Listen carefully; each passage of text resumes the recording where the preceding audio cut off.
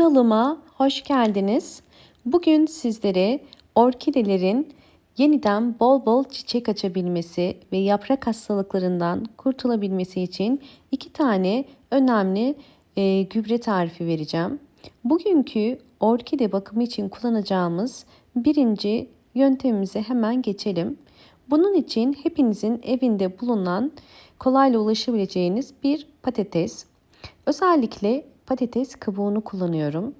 Bu yöntemde patates kabuğunu kullanmamın nedeni patates kabuğunda bol miktarda C vitamini var ve aynı zamanda bol miktarda potasyum var. Bunlar özellikle orkidelerin yapraklarının canlanmasına, böcek ve hastalıklardan kurtulmasına yardımcı olacak. Şimdi patates kabuklarını kestim ve bunları küçük parçalara ayıracağım. Özellikle küçük parçalara ayırmanızı tavsiye ederim. Çünkü bu tarz gübrelerde küçük parçalara ayırdığınız zaman içerisindeki vitaminleri çok daha hızlı suya geçecektir. Bunun için küçük parçalara ayırıyorum.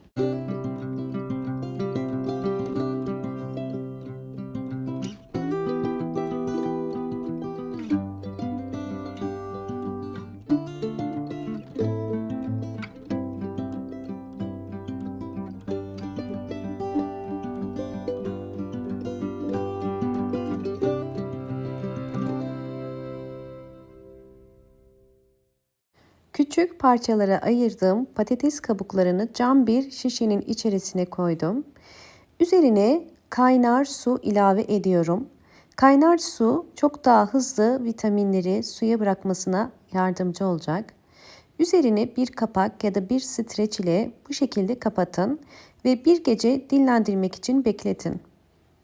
Şimdi ikinci tarifimize geçiyoruz. Bunun için sarımsağa ihtiyacımız var.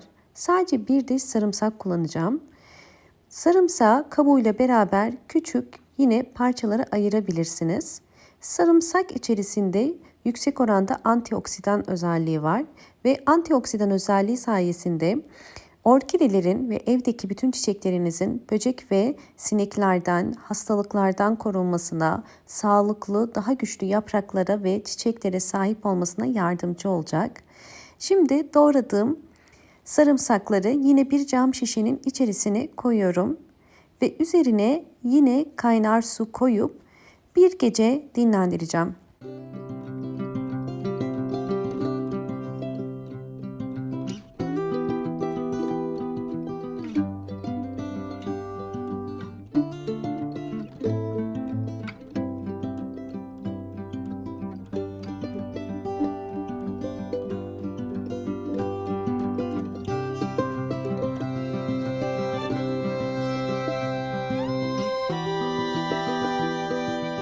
Videomu buraya kadar izlediyseniz ve beğendiyseniz hemen beğen tuşuna basıp kanalıma da abone değilseniz eğer bana destek olmak için abone olabilirsiniz.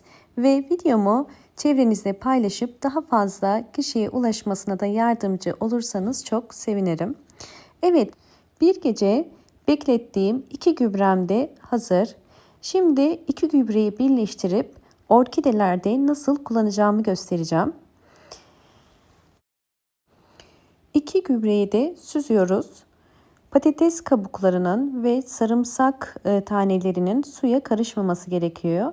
Sadece suyuna ihtiyacımız var.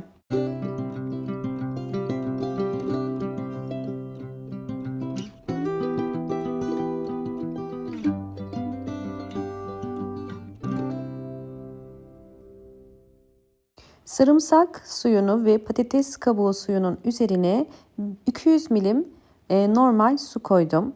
Ve şimdi bunu bir bardağın içerisine koydum. Çünkü püskürtme kabının içerisine koyacağım. Bu hazırlamış olduğumuz gübreyi 2 farklı metot ile sizlere göstereceğim. Videoyu mutlaka sonuna kadar izlemeye çalışın. Evet, şimdi birinci metodu göstermek istiyorum.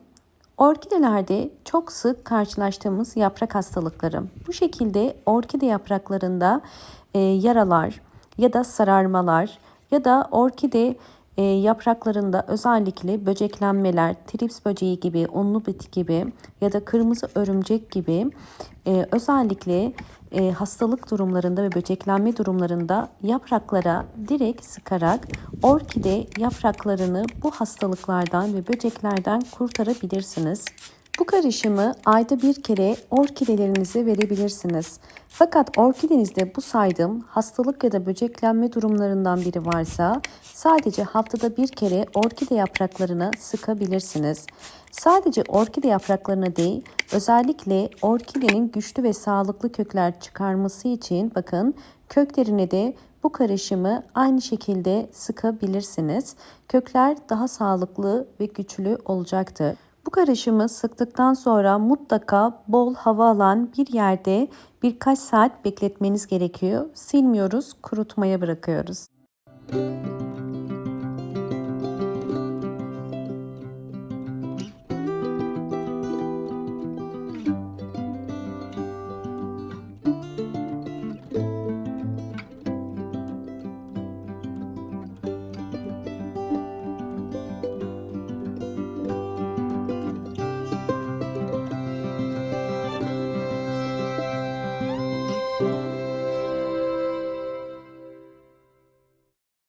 Evet, gördüğünüz üzere orkidelerim bol bol hem yeni kökler hem yeni yapraklar çıkarmaya başladılar.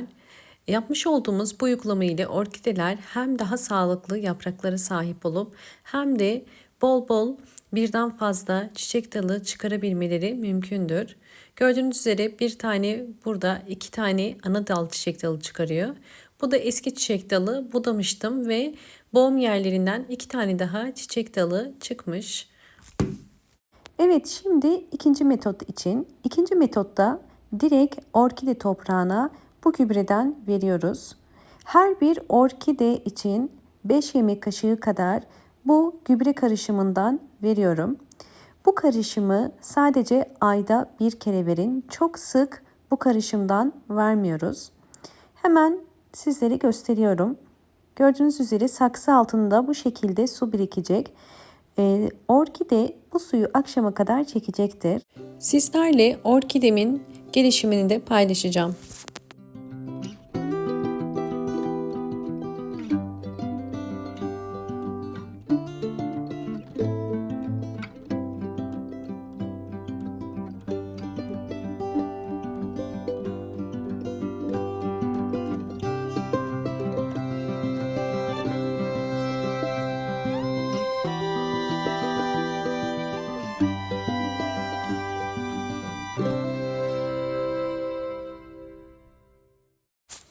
Evet, sıvı bitki besini olarak orkidelerinize bu tarz gübreleri dönüşümlü olarak verebilirsiniz.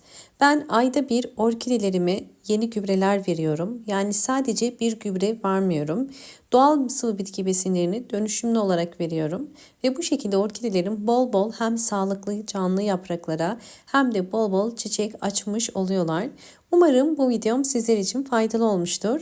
Videomu buraya kadar izlediyseniz ve beğendiyseniz hemen beğen tuşuna basıp kanalıma da abone değilseniz eğer bana destek olmak için abone olabilirsiniz.